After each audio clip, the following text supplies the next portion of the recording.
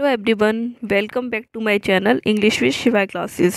आज हम पढ़ेंगे बीए 6 सेमेस्टर की जो सीरीज हमने स्टार्ट करी है उसमें सेकंड पेपर की फर्स्ट यूनिट का सेकंड टॉपिक, जिसमें कि है principles of mass communication and journalism. इससे पहले की वीडियो में हमने मीडिया एंड सोसाइटी के बारे में डिस्कस किया था। अगर आपने हमारी वो वीडियो नहीं देखी है तो जाकर चैनल में देख सकते हैं। चलिए स्टार्ट करते हैं। प्रिंसिपल ऑफ मास कम्युनिकेशन के बारे में जानने से पहले हम जानते हैं कि मास कम्युनिकेशन आखिर होता क्या है।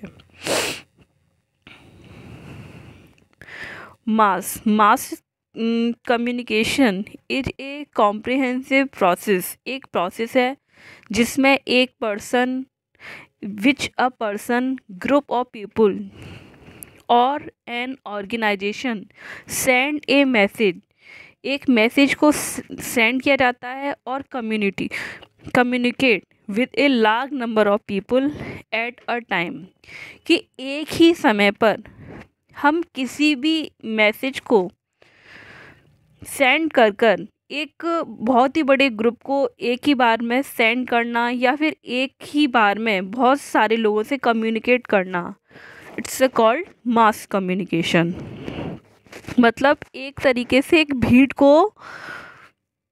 भीड़ मान लीजिए और उसको आप कुछ भी बोलते हो, दैट्स कॉल्ड मास कम्युनिकेशन। तो जो मास कम्युनिकेशन के जो एग्जाम्पल है हम उसको देखते हैं। टाइप या examples of mass communication. Mass communication के एग्जाम्पल में हम print media, radio, cinema, television, internet are the example of mass communication. मतलब इन चीज़ों के द्वारा एक ही बार में, मतलब जैसे कोई मूवी देख रहे हैं तो एक बार में अगर मूवी चल रही है तो उसको कई सारे लोग देख सकते हैं। यदि रेडियो पर कोई भी चीज़ दिखाई जा रही है तो उसको एक बार में कई सारे लोग सुन सकते हैं। That is the example of mass communication. Next है, अब हम डिस्कस करते हैं principles of mass communication. Mass communication के सिद्धांत क्या हैं, इसके लिए हमें किस चीज़ की आवश्यकता होती है। वी रिक्वायर अ सेंडर, इसमें एक सेंडर होना चाहिए। एक मैसेज करने, किसी को अगर कोई चीज़ सेंड की भी जा रही है तो वो क्या दी जा रही है, यानी कि एक मैसेज भी होना चाहिए और एक चैनल होना चाहिए। मतलब चैनल मतलब कोई प्लेटफॉर्म होना चाहिए जिस पे कि आप ये चीज़ को दिखा रहे हो और जिसको दिखा रहे हो उसको देखने वाला एक रिसीवर भी होना चाहिए फॉर कम्युनिकेशन टू अकर। इन सब सारी चीज़ों के लिए अकर होने के लिए सबसे पहले तो एक भेजने वाला होना चाहिए और जो चीज़ भेजी जा रही है वो मैसेज होना चाहिए। फिर जिस चीज़ पर ये डाला जा रहा है यानी कि एक चैनल होना चाहिए और फिर उसको एक सुनने वाला भी होना चाहिए। फर्दर देयर इज फीडबैक, और आगे उसमें एक फीडबैक देने वाला भी होना चाहिए। विच इज़ द रेस्पॉन्स, जो कि उस चीज़ के लिए दिया जाने वाला रेस्पॉन्स होता है। और रिएक्शन ऑफ द रिसीवर, और वही मतलब किसी चीज़ को पाने वाला एक रिसीवर का रिएक्शन भी होता है। Which comes back to the sender, जो भेजने वाले को एक फीडबैक जो दिया जा रहा है, जो जिसने भेजा है उसको दिया जा रहा है थ्रू द सेम और द सम अदर चैनल, उस पर और दूसरे चैनल पर जो दिया जा रहा है, यानी कि जो मैसेज दिया जा रहा है और जिसको दिया जा रहा है वो उसके लिए क्या रेस्पॉन्स कर रहा है, ये सारे इसके लिए प्रिंसिपल्स का होना बहुत ज़रूरी है। एनदर एलिमेंट, दूसरा element which plays an important role, जो कि एक इम्पोर्टेंट रोल करता है इन कम्युनिकेशन, इज नॉइस और द डिस्टर्बेंस, जो कि नॉइस और डिस्टर्बेंस होता है। दूसरा एलिमेंट होना नॉइस और डिस्टर्बेंस। ये थे प्रिंसिपल्स ऑफ, ये सारे प्रिंसिपल्स थे मास कम्युनिकेशंस के। अब हम जानते हैं प्रिंसिपल्स ऑफ जर्नलिज्म। जर्नलिज्म के लिए कौन कौन से प्रिंसिपल होने चाहिए। जर्नलिज्म को जानने से पहले हम जानते हैं व्हाट इज जर्नलिज्म। जो जर्नलिज्म यानी कि पत्रकारिता कहाँ से आया है। Journalism comes from French word से आया है, और जो फ्रेंच वर्ड जनरल से आया है, और जो जनरल है वो लैटिन वर्ड ड्यूरेलिस से आया है, जिसका मतलब होता है डेली। सबसे पहले जो जितने भी जनरल्स होते थे, यानी कि जिसको डेली बोला जा रहा है, सबसे पहले वो पैम्पलेट होते थे। पैम्पलेट के बाद वो टेक्टो बोला जाने लगा। टेक्टो के बाद उनको रिव्यू बोलने जाने लगा। फिर पीरियोडिकल, उसके बाद गैजेट्स, फिर नियर बुक्स को ही न्यूज़पेपर बोला जाता है।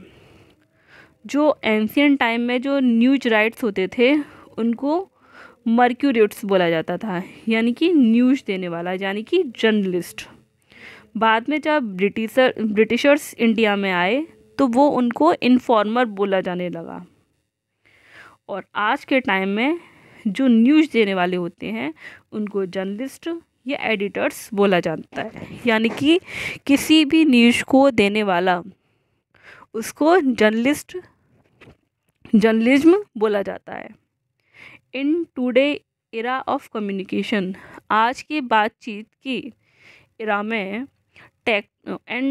टेक्नोलॉजी में पीपल वांट टू अवेयर, लोगों को जागरूक होना चाहिए। And it is the role of media, और जागरूक करने के लिए सबसे बड़ा रोल मीडिया का है।